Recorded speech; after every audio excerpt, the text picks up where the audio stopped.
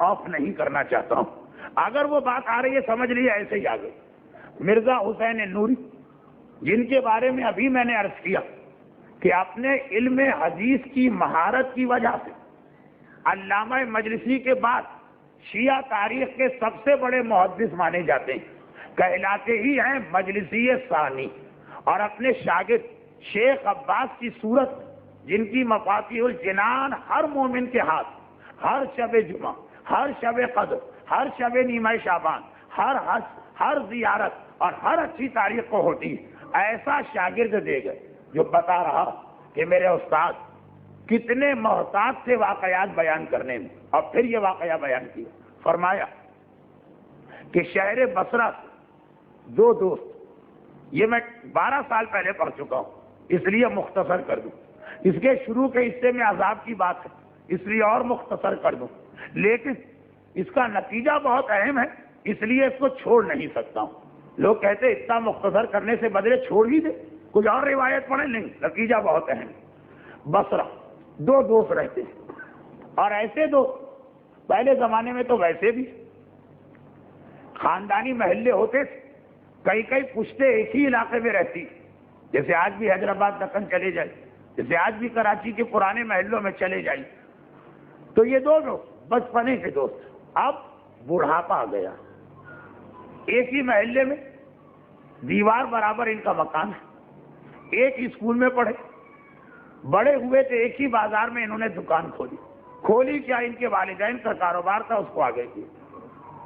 شادیاں تو بے شک الگ الگ گھرانے میں کی, لیکن اتنی دوستی تھی کہ بھائی بھائی کے گھر نہیں جاتا تھا جس طرح یہ ایک دوسرے کے گھر آتے تھے.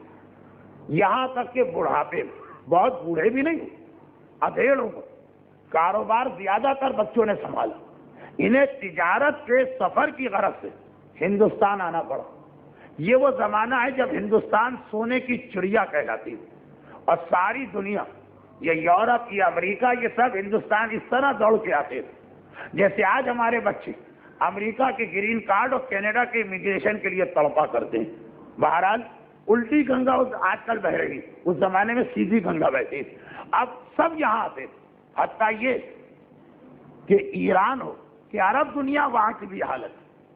ہمیشہ سے ہم لوگ ایسے نہیں تھے کہ ہر جگہ سے دھتکارے جائیں, دنیاوی اعتبار سے کہہ رہا ہوں, لیکن واقعہ کچھ اور ہے, میں کہیں اور چلا گیا. چلے یہ لوگ, اچھا اب 150-200 سال پہلے کا زمانہ, نہ ہوائی جہاز ہے, نہ کوچز ہیں, نہ بہترین سڑکیں. ہاں, سمندر کے راستے سفر بہترین انداز سے ہوتا تھا, البتہ نہ جہاز اتنے مضبوط ہوتے تھے اور نہ جہاز میں نیویگیشن کے آلات اتنے اچھے ہوتے تھے. لیکن کیا کر, اور کوئی ذریعہ ہی نہیں, لامحالہ جانا پڑے. چلے یہ لوگ بصرہ سے چلے اور ہندوستان جا رہے ہیں. چلتے چلتے جب یمن کے کونے میں پہنچے, اب اگر نقشہ آپ کے سامنے ہو تو آپ میری بات سمجھ جائیں, وہاں پہ ایک سمندری طوفان آیا, اور ایسا زبردست طوفان کہ جہاز پرخچے ہو گئے, سارے مسافر ڈوب گئے. اور ان دو دوستوں میں سے ایک نے اپنے سامنے اپنے دوسرے دوست کو ڈوبتے ہوئے دیکھا, مگر کیا کرے, ایسے موقع پہ آدمی خود بے یار و مددگار. اسے لکڑی کا ایک تختہ مل گیا, کیونکہ اسلام میں خودکشی تو حرام, اس لیے اس پر واجب تھا کہ اپنی جان بچائے. چنانچہ لکڑی کا تختہ پکڑ لیا. اب وہ آدمی ڈوب چکا, 2 دن, 4 دن, مہینہ, سال, 2 سال کے تعلقات نہیں ہیں, بچپنے میں جب سے ہوش سنبھالا آج تک کے تعلقات, اور بڑی پکی دوستی. کیا کرے, اس کا غم اپنی جگہ. اب لکڑی کا تختہ ملا, اس کے سہارے بہتے بہتے آخر ساحل یمن پر کہیں آ کے ٹھہر گئے. یمن وہ ہے جس کے بارے میں تقریباً 35 حدیثوں میں یہ بتایا گیا کہ وادی برہوت وہیں پر ہوتی. ہر سال میں ایک آدھ واقعہ تو برزخ کا پڑھتا ہوں, الگ الگ ہوتا ہے, لیکن یہ جملے تو ہر سال آتے ہیں. مرنے کے بعد نیک آدمیوں کی روحیں وادی السلام میں جائیں, جس کے بارے میں روایت ہے کہ یہ یمن کے قریب. گناہگاروں کی روحیں وادی برہوت میں جائیں گی, جس کے بارے میں روایت ہے کہ وہ یمن کے قریب. چنانچہ یہ بھی یمن کے قریب پہنچ گئے. اسے کچھ وادی برہوت ورہوت نہیں پتا، یہ تو میں نے آپ کی معلومات کے لیے بتایا، ورنہ یہ یمن کے قریب پہنچا اور بہت پیاسا، سمندر میں 3 دن سے تیر رہا، اور سمندر میں جو سورج چمکتا تو واقعاً آدمی کا مغز پگھل جائے، مگر سمندر کا پانی پی نہیں سکتے، پیاس کے عالم میں سمندر کا پانی پیا اور پاگل ہو گئے۔ چنانچہ احتیاط کی جاتی، اب جو ساحل پہ قدم رکھا تو پیاس کی وجہ سے زبان لٹک رہی، بے چینی کے عالم میں چلا کہیں سے پانی مل جائے، کہیں سے پانی مل جائے۔ دیکھا کہ واقعاً کچھ فاصلے پر ایک کنواں نظر آ رہا، 2 خطرے، کہیں ایسا تو نہیں کہ کوئی سوکھا کنواں، قریب آ کے جھانک کے دیکھا کنویں میں پانی، چاروں طرف نگاہ ڈالی، اگر کنواں ہوتا ڈول نہ ہوتا تو کنویں کا ملنا نہ ملنا بیکار تھا، ڈول بھی رکھا نظر آ گئے۔ پہلے زمانے سے لے کے آج تک ایسی نیکیاں لوگ کرتے ہیں، پیاسوں کے لیے سبیل بنائی جاتی ہے، جنگلوں اور صحراؤں میں یہی سبیل ہوتی، کسی آدمی نے، قریب کے کسی قبیلے نے یہ انتظام کیا۔ اب پیاسا بہت زیادہ، چنانچہ جلدی سے ڈول ڈالا اور ڈول کو کھینچ کے نکالا اور پینا چاہتا۔ جنہوں نے واقعات سنا انہیں پتا ہے کہ اس کے بعد کے جملے کتنے سخت ہوتے ہیں، میں اسے چھوڑ رہا ہوں۔ بس ایک بار یہ دیکھا کہ ایک آواز اس کے کان میں آئی، بھائی اتنے سالوں کی دوستی، کیا پہلے مجھے پانی نہ پلاؤ گے؟ میں تم سے زیادہ مجبور۔ کس نے کہا؟ دائیں بائیں آگے پیچھے خالی، جنگلوں اور صحراؤں بعض اوقات کان بجتے، ہوا چلنے سے ایسا لگتا ہے کوئی ہم سے بات کر رہا، سمجھا کہ شاید مجھے دھوکا ہوا۔ 2 اور 3 جب بھی پانی پینا چاہیے آواز آئی، مگر تیسری مرتبہ خالی آواز نہیں آئی، انسانی آواز نہیں آئی، ایک زنجیر کے زنجیر کی آواز ہے، جیسے لوہے کی زنجیر حرکت کر، اور ایسا لگا یہ آواز میرے سر پہ آ رہی۔ اوپر دیکھا تو اپنے اسی دوست کو دیکھا جو ابھی 3 دن پہلے سمندر میں ڈوب کے مرا، لوہے کی زنجیر اس کے گلے میں ہے اور وہ اس حالت میں لٹک رہا۔ پھانسی بڑی سخت سزا ہوتی ہے، کتنی دیر کی تکلیف ہوتی ہے؟ 2 سیکنڈ کی۔ مقصد یہ کہ لوگ کہیں گے کہ مولانا کہ آپ کو ہو چکی، اور ہو چکی ہوتی تو میں یہاں کیسے بیٹھا ہوتا، لیکن معلوم ہے نا کہ منٹ 2 منٹ تو بہت بڑی بات، سیکنڈوں میں مرنے والا مر جاتا، کیسی شدید تکلیف۔ اور یہ تو باقاعدہ اس طرح سے اس لوہے کی زنجیر سے لٹکایا گیا کہ اس دنیا میں ہوتا تو مر چکا ہوتا، مگر ہے بھی کس دنیا میں؟ معلوم ہے آپ کو کہ قبر اور قیامت کے لیے قرآن نے کیا لفظ استعمال کیا؟ ثم لا یموت فیہا ولا یحیا۔ یہ وہ آیت ہے جو ہر عید و بقرعید کی نماز میں آپ سنتے ہیں، یہ عید و بقرعید کو آپ کو سنایا جاتا۔ لوگ تو کہتے ہیں مولانا مجلس پڑھنے آئے، آپ نے ہمارا موڈ خراب کر دیا، منہ کا مزہ کڑوا کر دیا، یہ عذاب۔ ارے عید و بقرعید کے دن آپ کو یہ عذاب کی آیتیں سنائی جاتی ہیں، کہا جاتا اچھا اس کا ترجمہ کیا؟ ہر سال یہ سورہ اعلیٰ کی آیتیں، سبح بسم ربک الاعلیٰ، جو نماز عید کا سورہ، ثم لا یموت فیہا، قرآن آخرت کے عذاب کو بتا رہا۔ لا یموت ایسا عذاب ہے کہ نہ موت آتی ہے، ولا یحیا، نہ زندگی اور حیات ملتی ہے، موت و حیات کے درمیان آدمی لٹکا ہوا۔ ایسا عذاب آتا ہے کہ اس دنیا میں ہو تو مر جائے، مگر ہے بھی اس دنیا میں۔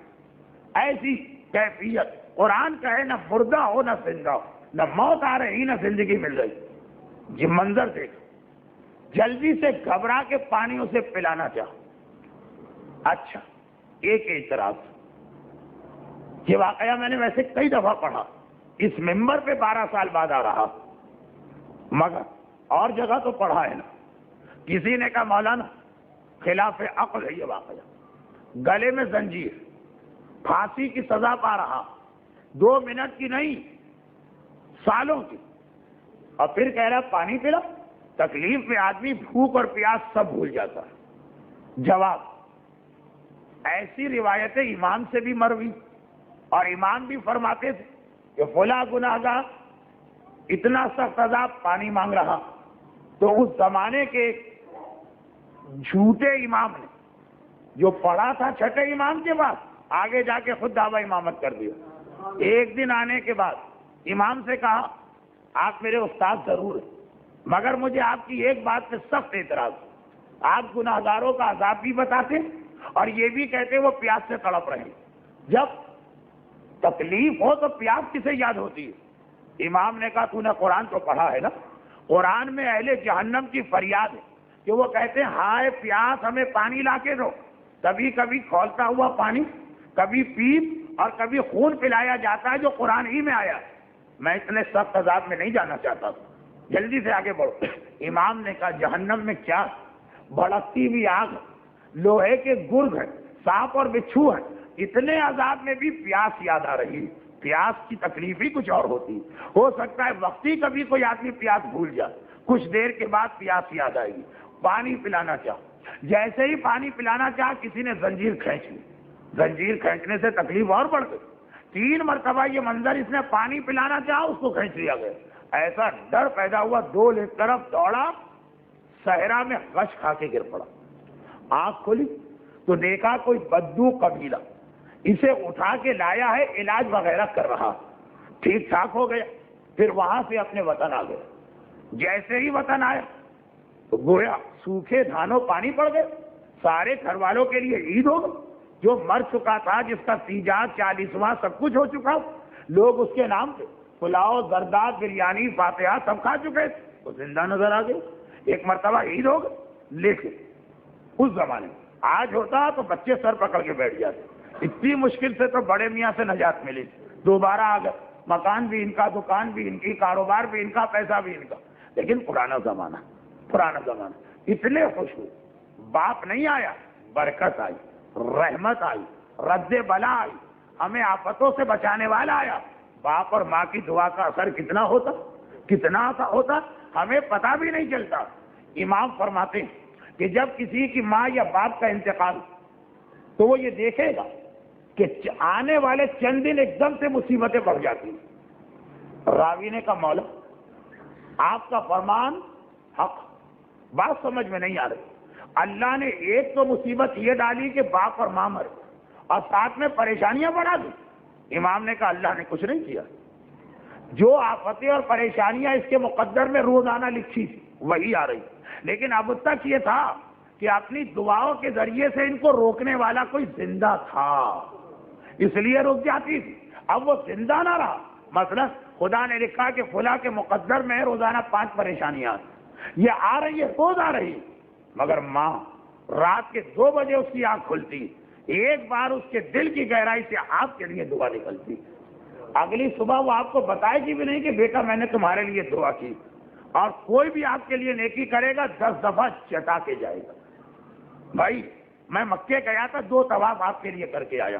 میں کربلا گیا تھا, 3 مرتبہ آپ کے لیے دعا مانگی. یہ ماں وہ کیا جتائے گی؟ امام فرماتے ہیں ماں کے وجود کو غنیمت سمجھو, باپ کے سائے کو اپنے لیے رحمت خدا سمجھو. لیکن موضوع بہت پھیل رہا اور 11 بج چکے ہیں. اگر 10 منٹ تاخیر سے مجلس شروع ہوئی, لیکن اگر میں یہ واقعہ جلدی مکمل نہ کیا تو یہ تاخیر 1 گھنٹے کی ہو سکتی. خلاصہ یہ کہ ایک مرتبہ سارے گھر والے خوشی منا رہے ہیں, مگر پڑوس دوست کے گھر والے آئے, کہا کہ آپ آ گئے, بابا کہاں ہے؟ گھر والوں کی خوشی اور برابر والوں کے کیا جواب, مگر بتانا ضروری. خالی اچھا خواب اس میں نہیں ہے, دونوں باتیں آنکھوں سے دیکھی.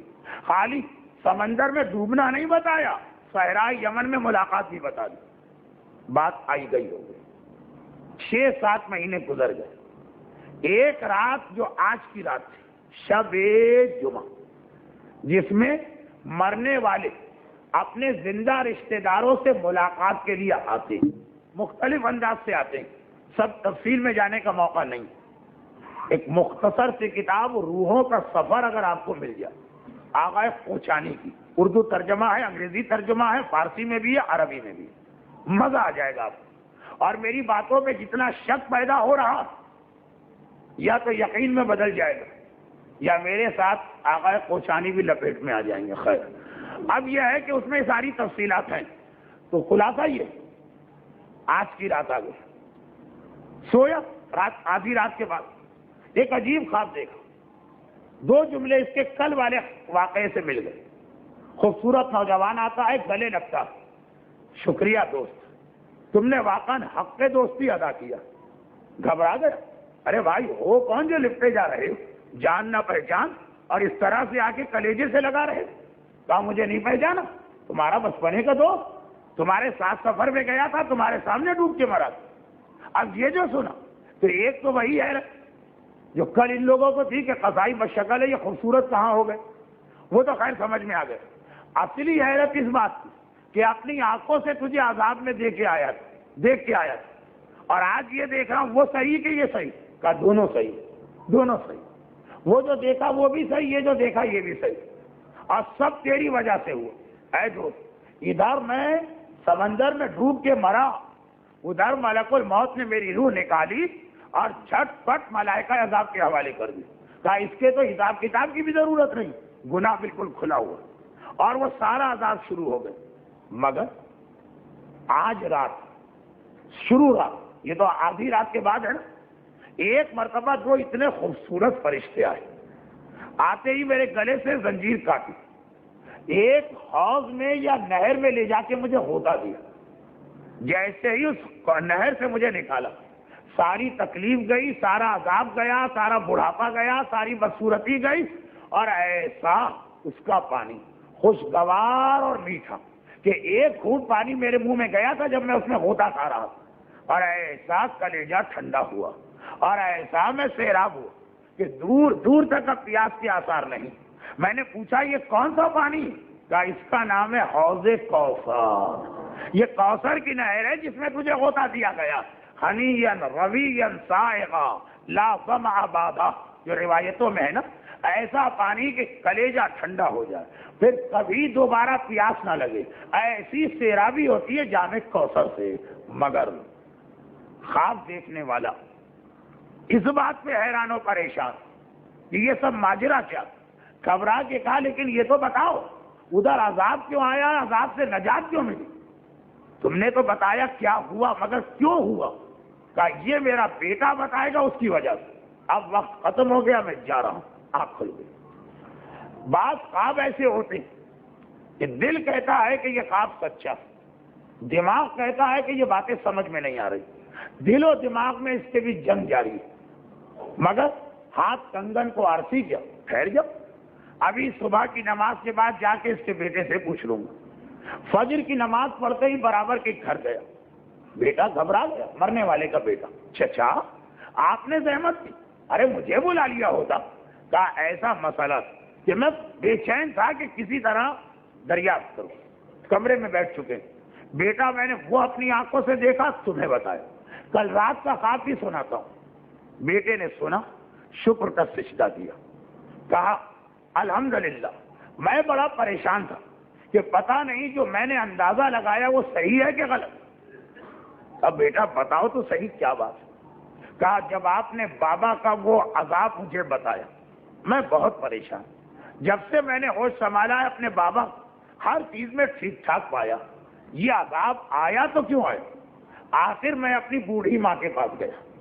کہا مادر گرامی, میں مرنے والے کے عیب نہیں پوچھ رہا ہوں, فقط اپنے بابا کی مدد کرنا چاہتا ہوں. یہ بتائیے تو صحیح کہ یہ عذاب بابا پہ کیوں آیا ہو؟ ماں نے کہا بیٹا تو نے مجھے کیا واقعہ بتا دی؟ میرا کلیجہ ٹکڑے ٹکڑے ہو رہا, میری زندگی بھر کا ساتھی اس عذاب میں. مجبورت بتا رہی, تیرا باپ جوانی میں نماز کے بارے میں بڑا لاپرواہ تھا. ہماری طرح تو نہ تھا کہ بالکل بے نماز, لاپرواہ. پڑھا نہ پڑھا. اگر کبھی پڑھ بھی لیا تو وضو صحیح ہے کہ نہیں, خمس نکلا ہے کہ نہیں, جائز لباس میں نماز پڑھ رہا کہ نہیں, وہ چلتا ہے, سب چلتا ہے, وہ چلاتا رہا. لیکن ایک عمر کے آنے کے بعد ٹھیک ہوا وہ. مگر کیا نماز شراب کی طرح کا گناہ, بے پردگی کی طرح کا گناہ. شراب اور بے پردگی ایسا گناہ کہ 100 سال بھی کوئی ایک گناہ کرے, آج سچے دل سے توبہ کر لے سارا گناہ معاف. مگر نماز, ایک نماز آپ نے چھوڑ دی اور سچے دل سے توبہ کی, جب تک اس کے قضا نہ پڑھیں گے اس وقت تک عذاب معاف نہیں ہوگا. ہمارے یہاں شب قدر 6 رکعت کی نماز پڑھ کے لوگ سمجھتے ہیں قضاء عمری ہو گئی, یہ غلط ہے. 6 دن کی نماز آپ نے پڑھی تو 6 دن کی معاف ہوئی، 7ویں دن کی نماز کا عذاب باقی۔